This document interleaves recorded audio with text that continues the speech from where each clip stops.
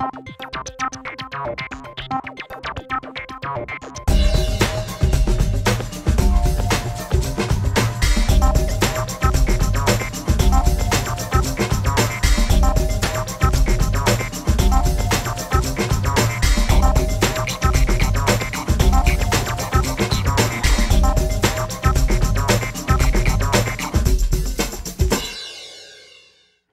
welcome back to another exciting episode of Tech Points.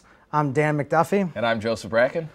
And today we're going to be talking to you about some home networking stuff, but first we're going to start off. I think Joe has some cool websites and little free tools online that we can show you. So yeah, let's just jump right into this with a few things that we found out or picked up this week, some things we thought you might be interested in. We had someone that posed a question to us earlier today, actually, about transferring music off their iPod. A lot of times people have an iPod, they're moving computers, they have some stuff on there they just want to back up.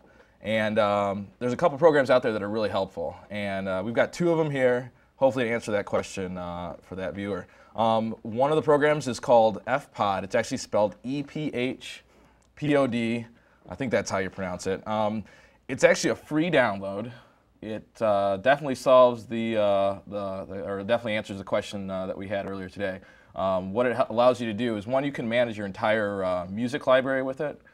But what's really nice is that if you have an iPod, say you move computers, all your music's on your iPod now, not on your old computer maybe. yeah, or if a computer gets somehow destroyed, the hard drive dies, Right. you get a virus running through it, And we've seen that before. and you lose all your music. Right, you have all your music on your iPod. You want to just rip that music off that iPod and put it on maybe your new desktop or on your new hard drive that you've just recovered. And this software will let you do that. So you pop in you load the software up, you download it. It's a free download. They're asking for donations if you'd care to donate. You'll load the software in, you'll plug in your iPod. It should recognize that iPod, and you'll be able to highlight all your tracks and back them up to your new computer, to your hard drive, anything like that. Now we're talking legal music here. Yeah. Now, does this work with music you've actually downloaded from iTunes? No, that's the one. Well, it actually will move the files that you downloaded from iTunes, but you'll have to be authorized to use them on your new computer. So, which means you have to enter your username and password again. Right. Which will burn one of your, 5 tries? 5 uses of that music. Yeah. The one thing is, though, if it's iTunes music you've bought on iTunes, you actually don't need the software, because iTunes will actually go out to their server and allow you to re-download all the music that you've already purchased. So this is really for music you've ripped from your own personal CD collection or from LPs or whatnot, and you want to pull that music onto your new computer, pull it at least off your iPod. So that's FPod's one, and it's at www.ephpod.com. The other piece of software that's also does about the same thing is it's called Anipod. It's a piece of software, Anipod Explorer. It's a piece of software from a company called Red Chair Software. I've actually purchased this in the past. I used it on my ThinkPad laptop. It works great. It's just an alternative to iTunes. It's just another program you can use. The Explorer will allow you to do the same thing, back up and pull that music off your iPod. It'll also allow you to manage your music on there if you want to use that as an alternative to iTunes. It also has a separate component which you can buy separately. It's called Copy Gear, and actually what that does, it just backs up your iPod, so it just pulls music off. Price range for this there's a free trial, a free download you can download at redchairsoftware.com.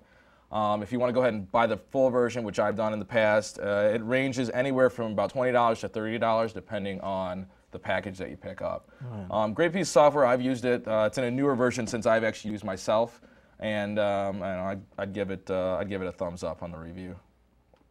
Moving along, so that hopefully answers the question. Yeah, there's definitely quite a few things. So you're definitely able to do it. If you need to back up your iPod or pull that music off, there is software out there, both free and for purchase, that you can use. And now these are both PC softwares, but there are other softwares that for Macs, right? Right. Yeah. I haven't really had to do that on my Macintosh computer yet, but I know for my PC I've done this a few times actually. Yeah.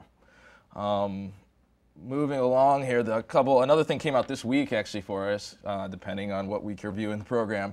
But something new from Google. I know we keep going back to Google all the time, but this is actually kind of neat. It's a competitor to PayPal, and if you've heard of PayPal, what PayPal is, it's a way to transfer money, or it's like an electronic account for Sort paying of for universal bank account. universal bank account. The Google Checkout is a competitor to that, and it's available at checkout.google.com.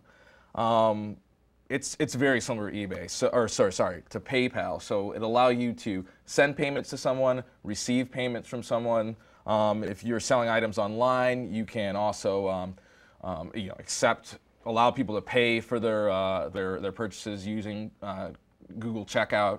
I've actually just signed up for it. All the options of PayPal are there. One thing that's actually happened this week, it's been pretty interesting, is that eBay, just so happens, they purchased PayPal, which is obviously the competitor to this product. PayPal really was established as the standard for these electronic payments, and eBay had accepted PayPal really as their, aside from credit card payments, as their main means of electronic money transfers. Because PayPal is owned by eBay, eBay actually put their foot down and is not allowing payments to be accepted if you have checkout or Google Checkout. For businesses, you mean? For if you're selling products, if you just post on your auction that you want to accept, Google Checkout, they'll actually take the auction down. Oh my gosh. So I don't know how that's all going to turn out, but if you use PayPal now, it's worth checking out, because there'll be some merchants that are going to accept that.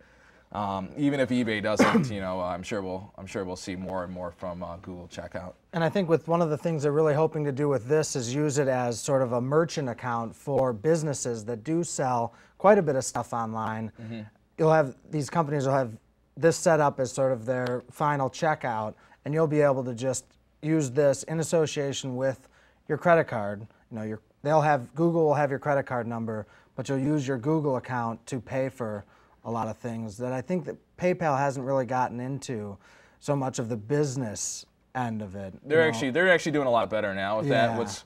What I want to add definitely for Google Checkout, as well as PayPal for that matter, the biggest advantage of using that over, say, your credit card directly with the merchant is that you get some fraud protection there. Yeah. They're going to back up. They know they can confirm the identity of that merchant, whoever you're buying the product from, and on your end, you're already confirmed. So it's kind of taken it helps protect you when you're online and shopping and things. And now, if you have a dispute for something you paid with PayPal or Google Checkout in this case, you can have that dispute happen within PayPal or within Google Checkout, giving you a little bit more protection and fraud protection there. Yeah, so which I think makes these great tools. Your credit card companies will give you one-time use numbers and that, which are great, but they're one-time use, so you get a new credit card number every time you want to buy something. Whereas if you're using a PayPal or a Google checkout, it really gives you a lot of protection, like you were saying. Definitely. So, Still sticking with Google. Once again, there's something else that came out, or that's at least gaining a lot more popularity in the last few weeks, and it's been around in beta for a while. It's called Google Video. And you've heard us talk about YouTube as being a great source of user-submitted video content. But Google has been quietly building this application. They've really started to push it recently by adding some more paid content and really starting to try and push and compete with YouTube. So if you're looking for, they actually have shows on there. They have some foreign shows you can't find, and then of course they have a lot of funny user-submitted type videos. But it's all through video.google.com. Just another competitor for YouTube is really what it is. And I've checked it out. There's been some pretty cool videos on there. I've found some funny international commercials. There's all sorts of random things there, as well as some pretty good content that you just can't find on TV. They're selling videos. There's a lot of things for free. But also we're finding that there's some videos on there. They're charging anywhere from like $1.50 and up for different versions of their content. That's very cool. Yeah. And stuff you could put on your video iPod and other media players. Yeah, so. They're making it easier and easier for you to use the video that's stored on Google Video. And also on video, just to kind of transition there, we've harped on iTunes before, and now the video iPod, and now there's video content you can buy on the iTunes Music Store. But what's really nice is that just recently they've added just a ton of new television shows and other content for you to download and purchase. Right now, they have about 150 television shows. You can actually, if you're too, I don't know, if you're too busy, you can't sit down and watch a show, or maybe you just missed an episode or you want to catch up. Now there's about 150 programming or television programming shows that are available for download on iTunes. We're talking things on NBC, we're talking things on MTV. A lot of content from MTV has just been released. Good stuff. So, and even some specials, like I've watched some of the Bravo specials and things on here, which is it's kind of nice that you can find these and also have them in a nice convenient package. The pricing for this is still at $1.99 per episode or per show. What's unique though that I just noticed actually was that they have some sporting events now that are carried. You can actually subscribe to like the NHL playoffs this year. You can subscribe to NASCAR, and they'll send you in downloads for $4.99.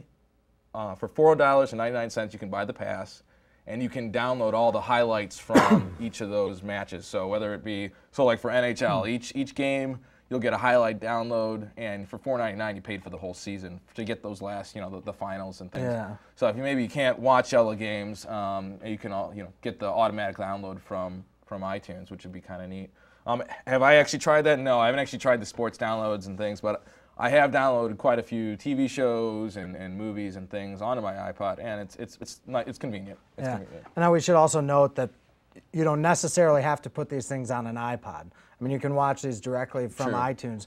iTunes can be used completely separately from an iPod, which is kind of nice. It's hard to put it into something else from iTunes, but you can use it just working on your computer or your laptop, to download podcasts and your videos and that kind of thing, and just use the iTunes right on your computer. Yeah, and actually most of the content that I'm downloading, I'm actually watching it on my laptop as opposed to on my little iPod. Tiny screen. Yeah, but it's good content. It's nice to see that they're adding it. The networks are starting to jump on and putting more of that content out there electronically. So it's nice to see. And giving you another way to watch the shows. I mean, for so long people have been just tied to the TV, and whenever Lost comes on at 9 o'clock on whatever day, you got to be in front of the TV or you're missing it. But with stuff like this and TiVo and all these different other Comcast DVRs and that, so it's technology, man. Gotta love it. It's good stuff. That's it for my websites for this episode.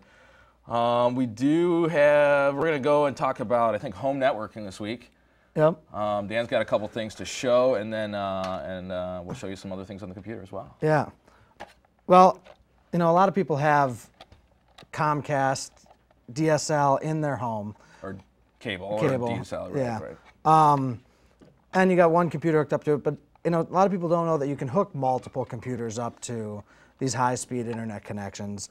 And I think it's really great. Not only can you share the internet connection, but you can also share printers, scanners, all kinds of stuff over a network connection. Right here we have a real simple Linksys router. I think these run about $79. This is a wireless one. Allows you to hook up multiple computers to the same, put them on a network, to the same high-speed internet connection. It, on the back here has your uplink, right there, which you plug into your cable modem. And then you can plug 4 computers directly into this through power or through Cat5 cables, which we could talk about a little bit more later. Noticing the antennas on this one. Yep, the antennas. This is actually a wireless router. So in the case of you got wireless built into your laptop, or even if you don't, there are little cards which we'll show you in a little bit that you can plug in to your laptops or desktop computers that might be away from this that you don't want to run cabling. You can actually run a desktop computer over wireless to this box, out to the internet. And if you only got one printer in the house, you can print from every computer in the house to that one printer. That's great. And so we see in most of the homes that we work in, on a daily basis, we're seeing these type of units in about, I want to say almost 95% of them. 80 to 90% of them. Yeah, so if you want to find something that's that's the standard right now, these little Linksys routers. Linksys, there's a lot of other companies that make it, but Linksys makes a great product. They're actually part of Cisco now. or have been for quite a while. We've got some Cisco commercial or more, more office enterprise Cisco gear here we're going to show you too. Which, yeah, Cisco makes high-end commercial, internet, all the stuff on the internet. Right. It's most of it's powered by Cisco Yeah. here. Let's really quick stop and talk about price on these things. What are these things running right now? Well, these Linksys, I think, like I said, are about 60, 70 bucks, somewhere in there. I've seen them on sale as cheap as, not these Linksys, but other brands, as cheap as 25, 30 bucks. Those are good too, especially if you're hardwiring them. I have a hardwired little router in my house, which, when I say hardwired, I mean wiring all the computers together with Cat5, not going wireless. And you can get those for 20 bucks. Yeah, they are pretty inexpensive. Yeah, and it's just, having that ability to have multiple computers hooked up to the internet at one time, really is nice. And then sharing all the network resources, meaning, if I have music on one computer in my office and I have my laptop out in my living room, I can access that music and hook my laptop up to my stereo and play all the music. So, well, how does this? Let's talk about some of the other devices that'll tie into this. Yeah, the wireless cards. This is a wireless card that would go into a desktop computer. These are actually very easy to install. You can see it's got a little antenna on here, and you just got to crack open the case, and it will snap right in. And these go, again, these are about as expensive as the router sometimes. These go for about $25 to $50. And that's for the wireless now, right? For the wireless. We're going to put wireless into a desktop. Now, they also sell, aside from putting a card in there, they also sell USB wireless adapters. So if you don't want to go through the trouble of opening up your computer case and messing around with things in there, they also sell devices which are around the same amount of money, and they just plug right into the back of your computer. Yeah, that's a good point. And a lot of times with these, if your computer is buried in a cabinet, built in somewhere, this thing's just not going to get a signal if the router's a ways away from the computer. So by taking a USB, just a small USB thing, and you can actually buy a USB extender, so a little wire that would plug in, and you can get that USB up on the desk or something. Yeah, just get a little bit of better signal. Now, as far as laptops, most laptops you buy nowadays are starting to come with the wireless built-in, which is just a real nice feature. If you have a little bit older laptop or it doesn't, you can buy these PC cards.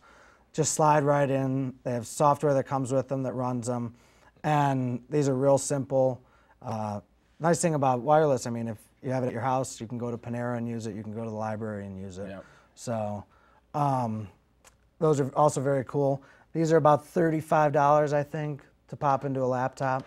So and they're pretty universal. You pick one up, it should work just about anywhere that has wireless now. Now, I've actually wired up my whole house, which is another option, but it's a little excessive.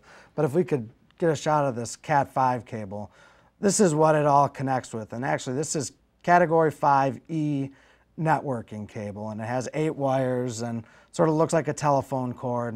A little bit bigger. Yeah, a little bit bigger. Normal phone has 2 or 4 wires in it. This has 8. Ironically, it's only using 4, but this is what it all gets wired together with. And that's, it doesn't matter if you're in a house, you're in a school, or if you're at a big office place. You're still using the same. Yeah, it's all being wired together with the same stuff. And this is actually really simple to run in the house. We're talking low power here, right? Low power, yeah. I forget actually how far, you might know, but I think there's 400-foot runs before you need to have some power added to it. So it'll actually go, you can run it for 400 or 500 feet. And we've seen where it runs a lot farther than that. So in some installations, we've seen it work even more. Yeah. In your home environment, you shouldn't have any problems. Yeah, you can wire up the whole house, and it's what's it costing for right now to run? A box of 1,000 feet costs about $150 for the Cat5e, and then these ends are very inexpensive. You can get them as cheap as 10 cents a piece, and little crimper to put them on. It's real simple. Some other websites, maybe we can talk about that in the future about how to do that kind of stuff. But this Cat5e wiring is so inexpensive, and it can also be used for so many things. You could run your telephones with the same wiring. So in new constructions, I just helped a friend wire up their house, and we did 2 Cat5 runs to every room. just in case. So let's real quick while we still have time, let's go through and let's just talk. If you have a cable modem or DSL or some other broadband, and you have a couple of computers in your house, what are we talking to get everything set up? What's the process here? Well, if you've got a couple modern computers that have network connections right now, and they're in the same room, throw one of these in for $70. The wires come with them. I mean, the wires are $5-10 a piece, and you can connect them up to 4 computers with this. And if they're using a Microsoft computer, pretty much you plug the cable in, and it works. And it works. Or I mean, right out of the box. If you have everything with the standard configuration, it should work out of the box. If not, you might have to run the home networking wizard. Yeah, which is a real nice little tool. This will allow you to share a lot of that stuff that we were talking about. Share the folders, share the printers. This helps you work out all those bugs. Yeah. And they find the home networking wizard through the control panel. Through the control panel, yep. It's one of the options on the control panel. Or network setup wizard. And so we double click on that and we get this, and it walks you through basically all the steps, gives you a checklist. And it'll actually at the end allow you to create a disk. That's a good point. That you could take to every computer, run the disk, and it automatically sets it up so that every computer is configured the same, so that you can share, you know, printers over the network, you know, a lot of nice little things. Yeah, and we've got some other, just a couple other things we brought with us to show you what else you can hook up to your network. Yeah, this is a little parallel print server, plugs right into the back of most printers, and has that same Cat5 jack on it. You can also get these wireless too. So if you guys in your house had just a couple of wireless computers or a couple of laptops, you could hook this up, have the printer hooked up to this, and never have to plug directly into the printer to print. You just do it right over the wireless connection, which is very nice. These also come for, you can get them for USB. You can get them built right into the router. Built right into those routers, right, exactly. So we also have a couple bit more hardcore things. I should maybe show the camera real quick, actually. Yeah, we actually have, I mean, these are neat too. I mean, we've got a little tiny, what is it? Just a network video camera. Actually, I mean, you can hook this up if you want to watch something, say at your house, or maybe you want to watch the baby. Yeah, and these are very cool. Same thing, plugs in with Cat5. You can get these wireless. And this one will actually pan and tilt. And I can show you if you stay zoomed in here. Show you it moving back and forth if you guys can see that moving there. Unfortunately, it's a little bright in our studio here. But I mean, that camera, I mean, we have some of those at the office. We can see the video. What's really cool is we can see the video. I mean, we can see the office from home, which is kind of neat. Yeah, and I mean, security camera, monitoring camera maybe for the kids or something like that. Want to watch the pool? It's not a bad idea. Yeah. And they're pretty inexpensive. What are they? I mean, they're about I think these are about $200. You're talking 200 and up for a network video camera. Networked video camera with the pan tilt. Okay, right, and that's an extra feature. But yeah, these are very cool. And like you said, I mean, you can stream it right over the internet. You can view it from anywhere. Anywhere. So, right. Yeah. And then we've got some other toys from our a little bit more on the corporate side of things. This is a company called Fortinet. This is actually a firewall, not just a router. So this is actually going to do sort of the same stuff as the Linksys router, but it's going to do a lot more. It's going to, this thing has antivirus protection, blocks spam, blocks intrusion. So it's actually monitoring everything that comes in from the internet, and it's removing viruses, it's removing spam from emails. It's, you know, really, this is just a souped up version of that Linksys with a lot of other options. Yeah. Small businesses, I mean, if you have a small business, you want to put a lot of protection, a firewall, and other protection on your network, this is a great starting point. I mean, this pretty much gives you everything that you need to one network all the computers in the office, but also to easily provide wireless, secure wireless, as well as some other great security features. Yeah, those are very cool. And I mean, any sort of small to medium-sized business, I think, you know, maybe medium-sized businesses, these are really becoming a must nowadays. You know, just if you're running any sort of bookkeeping or really anything that needs to be secure. I mean, you have to, if you want your network to be secure, this is a great starting point. Yeah. They're all-in-one kind of boxes, combining a lot of different things. These start at, I mean, when you're jumping into this, you're already starting off at about $1,000 to get started. I mean, this is the low-end model for a small or medium-sized office, and then it goes up through the roof from there. Never stopping. No, and then to bring out one of our, we're lucky we actually have this here. We're actually going to install it this weekend. Weighs a ton. When you start talking more corporate gear, you're talking about networking with devices like this. They're larger switches. They offer quite a few more ports here. This one is a 48-port version.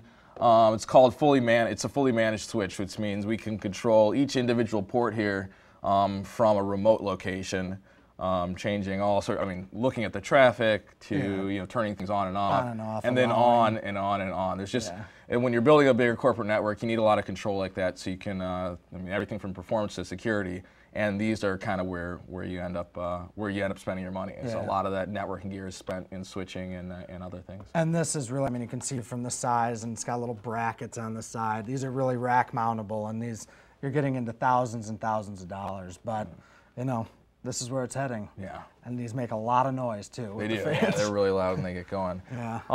We'll have the websites we talked about this morning or today on the website. At techpoints.com. We also will definitely have some more information about home networking and some information on where to buy this equipment. And we also will have on the website maybe even some helpful links for maybe the Fortinet gear and some of the more business, corporate ended gear. And some instructions on how to set these things up, because you can plug them right in and get them working, but that leaves, at least for the Linksys stuff, that leaves the network open. And there's some things you can change on that, lock it down a little bit more. Yeah, and we'll definitely go into more detail about wireless networks in the future, especially now that most homes are going the wireless route. So it'd be nice to really we'll spend some time covering wireless security and making sure that that your network, at least at home, is set up. Definitely, because that is one very important thing that I think a lot of people miss. So, but teach their own too. So well, I mean, it's great that people are moving more to networking their home computers. They'll definitely get more use out of your broadband connection, as well as like your printers and other devices you're purchasing. Make that $50 a month to Comcast worth it if you can have multiple computers. And I know I use my Comcast quite a bit. Constantly. We'll have more information for you on the website. If you want to reach us, the email address is. Well, we have a Gmail account again. It's techpoints@gmail.com. And the website is techpoints.com. So that's another exciting edition. Yeah, TechPoints. Thanks. I'm Dan McDuffie. I'm Joe Bracken. Thank you very much.